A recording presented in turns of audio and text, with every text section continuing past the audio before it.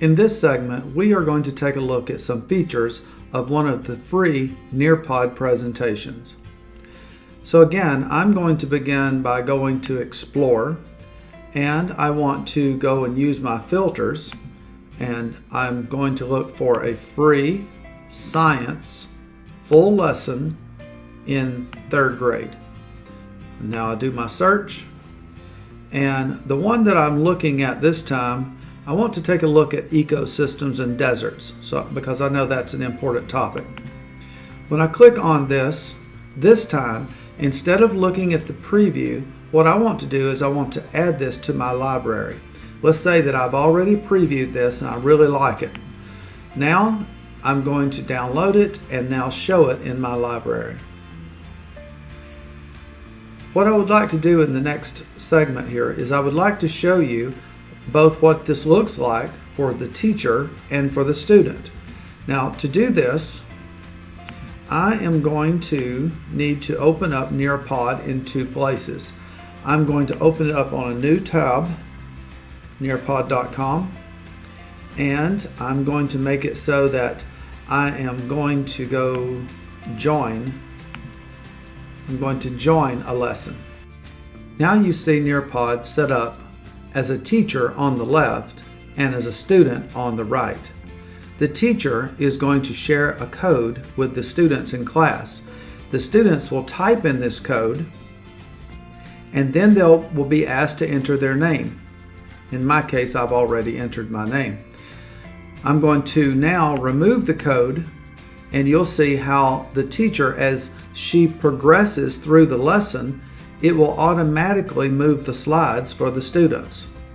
So as the teacher goes to the next slide, you also see the slide show up on the student's device. And this is a great way to control the flow of information during direct instruction. I like looking at these free resources because it reminds me that I need to begin by sharing the objectives for the lesson. You may be where you like to write learning targets. That would also be a very appropriate place to start this on the second slide of the presentation. Now, this says it also begins with a formative assessment question to get the students interested in the lesson and acclimated to the topic.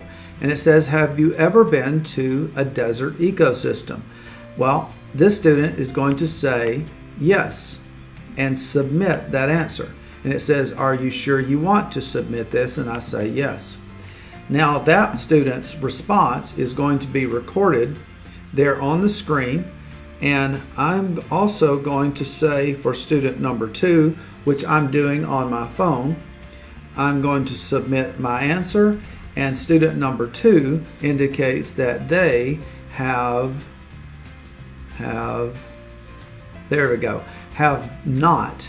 So A, yes, B, no. So the polling type question built right into the presentation. Now here's another neat feature. I can then, as the teacher, click on the share button and push those results back out to my students. And this shows the distribution in the class on the student's device, and it shows that half of the class said yes and half of the class said no. Now, as I go to the next slide, notice that again, everyone moves on to the next slide. It's just like going around and turning the page in the textbook for all the students. And this is a nice feature. This is a slide with some information about ecosystems, and you would simply go over this like you would normally in class in direct instruction and talk about this. Now, notice when I went forward, it says this slide contains a video. The students don't see this yet. I have to make a decision. It says, where would you like for this video to be played? Now, if I have an old projector that's dim and I don't have a good sound system, but all my students now have new Chromebooks, it would make much more sense to make this video play on the device and have the students wear the earbuds.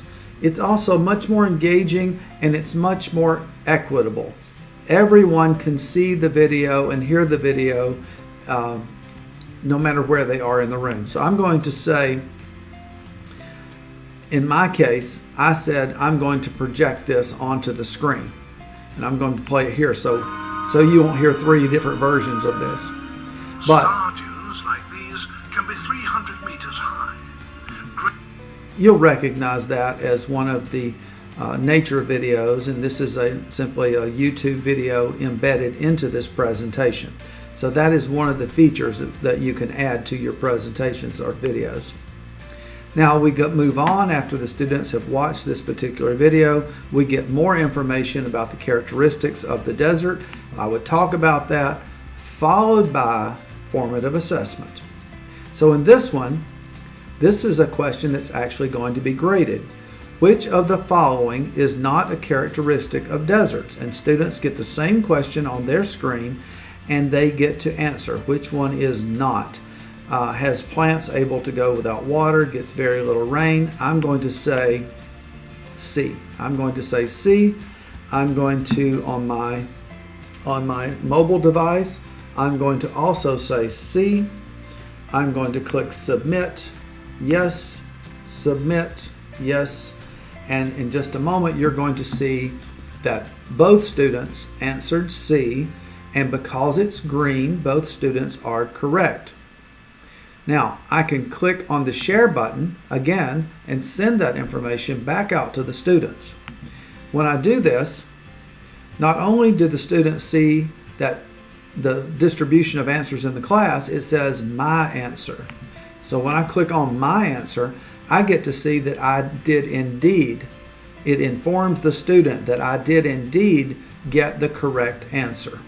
So this is very valuable information that students and teachers need to know that the information is being presented, is being received and understood by the students. Now, again, I wanted to show you that this is a presentation of information, but it's also an interactive presentation where the teacher is using formative assessment tools to engage the students. Now, notice this one. Here's a question, and the students are able then to come over and click on this image to get a larger view of it, and it says, where are most of the deserts located? And many students in the third grade would notice that the most of the deserts are in this area, and maybe or maybe not, they understand that that is near the equator. So we will say that this student understands that it is near the equator, submits their response. This student thinks it's near water, which you might also think. And now you get to see, as the scores are coming in, you get to see that one student said A, and that is the correct answer, and one student said B, and it's color red, and that's an incorrect answer. And you also get a distribution of scores and percentages, and it's just fantastic information, and it's a great way to keep the students involved in the lesson. Okay, now here's another feature that is added into this sample. This is a picture slideshow, and if you'll notice, it's on my screen, but if I go over here on the student version, the students are able to click through this presentation on their own. They're able to look at these pictures on their own. Also, on my device, see, I can just scroll. I can just scroll up and look at this, and that's how it's a little bit different on a mobile device. Now, after students have had a chance to look at those images, there's another thing that students can do. This is, we're able to embed 3D virtual reality. And notice that the student is able to independently move about and explore this 3D environment. And if they hover over this, they will see that these things are 13.6 kilometers away. They can jump from this location to another location. And I just allow students to explore this ecosystem. So 3D, being able to integrate 3D into this is another really great feature. Now, sometimes it's hard to pull students back from that, so notice that every time the teacher clicks, all the students move as well. Here you see a question where This is not multiple choice. You see a question that is an open-ended response type question. What is the primary color? And students would type in their answers. All right. Now, here's a review of the lesson, and students are now ready to take a quiz. At the end of the lesson, they've received this information. Students are ready to take the quiz. And so you will see that students have a series of questions, and they would answer these questions. And just like before, the teacher is going to get, they're going to get scores per student, scores per class. They're going to be able to push those scores back out immediately, all from inside the presentation. So I hope you've enjoyed getting this tour of Nearpod and some of the features, not all, but some of the features that come with these Nearpod lessons.